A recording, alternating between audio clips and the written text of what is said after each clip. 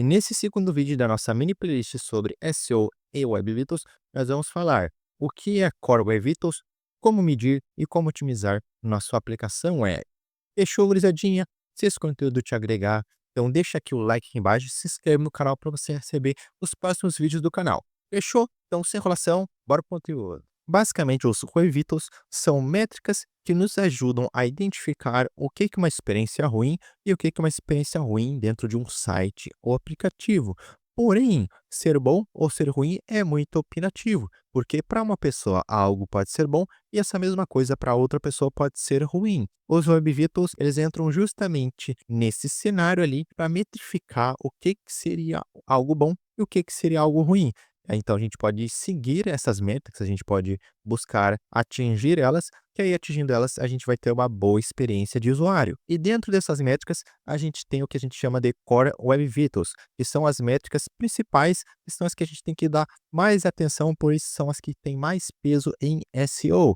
Os Web Vitals têm várias métricas, mas as que a gente tem que dar mais atenção é justamente ali as métricas de Core Web Vitals. E antes da gente partir para as métricas, é importante a gente conhecer ferramentas para poder medir essas métricas. E a primeira que a gente vai abordar aqui é o Lighthouse, que já vem instalado no próprio Google Chrome. Então, basta você acessar uma aplicação que você quer testar, pode ser alguma URL que já está em produção ali de qualquer site, ou pode ser o seu localhost. Então, basicamente, você acessa essa aplicação e aí você pega e abre o DevTools no navegador, procura pela aba Lighthouse, clica ali em analisar. Feito isso, o Lighthouse vai executar o que a gente chama de teste de laboratório, ou seja, ele vai simular ali um dispositivo específico com uma determinada internet. E aí, a partir disso, ele vai te trazer os resultados de avaliação daquele site na questão dos Web Vitals. Então, ele traz ali a avaliação de performance, acessibilidade, boas práticas e SEO. E a partir disso, ele te traz ali esse relatório ali com também sugestões de ajustes ali que você pode fazer para melhorar a sua pontuação. Temos também o Crux, que ele é o Chrome User Experience Report, que basicamente são dados de usuários que utilizam o Google Chrome.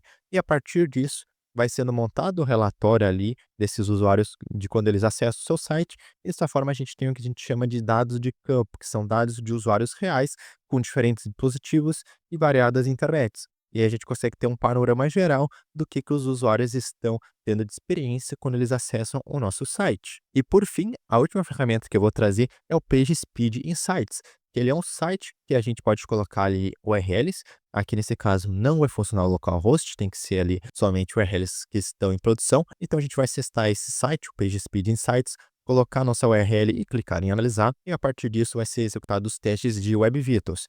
E essa ferramenta ela é um mix das outras duas anteriores. Por quê? Porque ela traz os dados ali tanto de laboratório quanto os dados de campo ali do nosso website, e a gente consegue ter uma visão geral. Claro, ele não vai ter tantos detalhes como, por exemplo, se a gente acessasse o Crux diretamente. Porém, ele já traz ali um resumo que serve ali para a gente avaliar ali de forma geral o desempenho da nossa página ali na questão das métricas de Web Vitals. E a primeira Core Web Vital que a gente vai ver neste vídeo é o CLS, ou Cumulative Layout Shift. Basicamente, o CLS ele mede a estabilidade visual do nosso site. Ele mede, por exemplo, quanto que a nossa página se move, o quanto que os nossos elementos são estáveis na nossa página. Um valor de CLS alto indica que a página possui mudanças bruscas no seu layout. E aqui eu trago um exemplo. Então, a gente tem o nosso layout aqui, tem um botão, e quando a gente vai clicar ali num botão, acaba ali tendo um pulo ali no nosso layout, fazendo com que o usuário clique em outra coisa. O CLS é basicamente isso, a questão ali do quão estável está visualmente a nossa aplicação. Nesse caso ali, não está tão estável, que o nosso, tanto que o nosso layout deu um pulo e o usuário clicou em outra coisa ali que não era o que ele queria. E aqui tem um outro exemplo, onde a gente tem aqui no telefone da esquerda, a gente tem um texto e aqui uma outra seção em verde com texto. Então note que quando a página começou a ser carregada, ele carregou esses textos aqui. E aí num momento posterior, carregou esse botão. Só que esse botão ele foi carregado e jogou esse conteúdo para baixo, conteúdo verde. Então o usuário que estaria visualizando isso, iria visualizar esse salto ali no layout.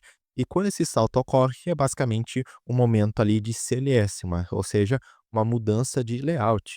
Lembra o Lighthouse que a gente viu anteriormente? Bom, aqui a gente vai utilizar ela para fazer melhorias ali para melhorar o CLS aqui do site do Código ao Ponto. Então o site foi acessado e foi executado o teste ali do Lighthouse, que ele deu ali uma nota para nós que até tá ali no critério verde, né?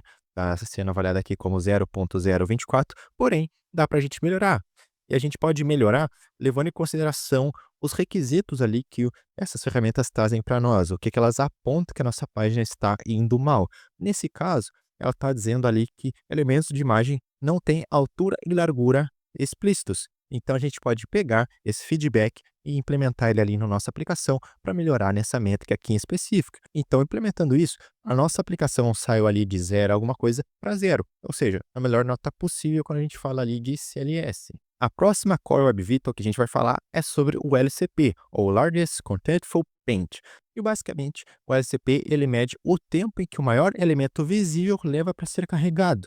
Um valor alto de LCP indica que a página demora para exibir o conteúdo principal e dessa forma prejudicando a experiência do usuário. Então, partindo aqui para o site novamente do Código ao Ponto, eu executei aqui o Lighthouse, ele disse aqui para nós que o nosso LCP, ali, o nosso Largest Contentful Paint, teve ali um tempo ali de 2,9 segundos. E note que agora ele não está verde, ele está aqui na linha aqui do laranja ou amarelo, enfim, vai do que você considerar essa cor. Para mim é laranja.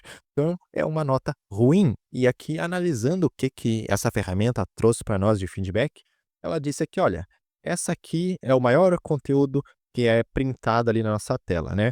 Essa imagem aqui do curso gratuito de TheOInd. Beleza.